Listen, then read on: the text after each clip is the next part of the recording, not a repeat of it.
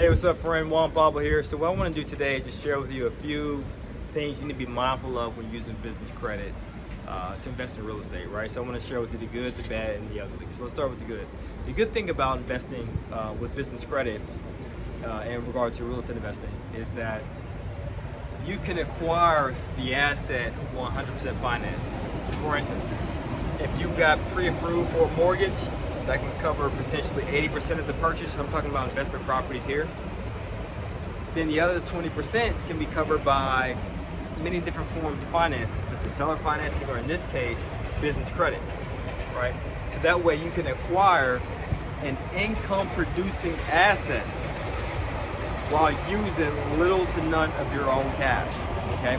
Now that's the good. Now let's talk about the bad. So the bad thing is, when you're actually using business credit to invest in real estate, especially if you're doing it 100% finance, the downside is that for some that's called being over leveraged, meaning you have financed the asset 100%. So what's the downside with that?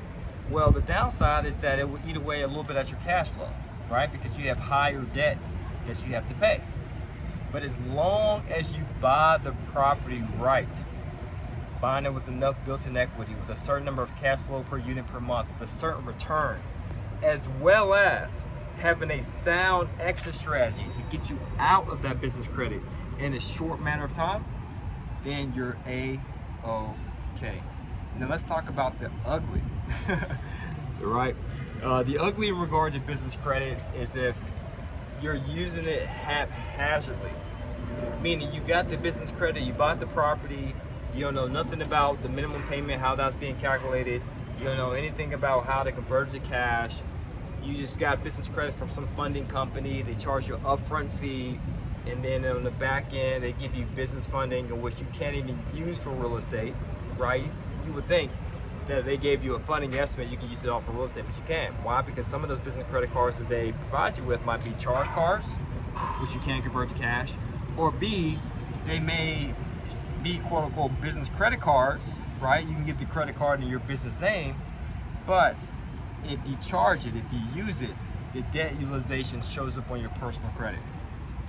And as a result, it'll be detrimental towards you getting a mortgage. So that's the ugly, right? So if you're not analyzing the property right with that debt, and for two, and if you're just going with a business funding company in which they're just giving you funding that you can't actually use for real estate, then that's super ugly.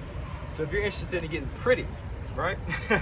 Getting that pretty business credit, so that way you can leverage it the correct way, to analyze it correctly, to acquire rental properties in which you can actually use this business credit as cash to buy the properties, cash flowing properties, cash flowing day one of closing.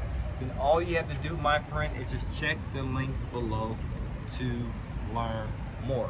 As always, guys, to your success, continue to earn passively, live passionately. Peace.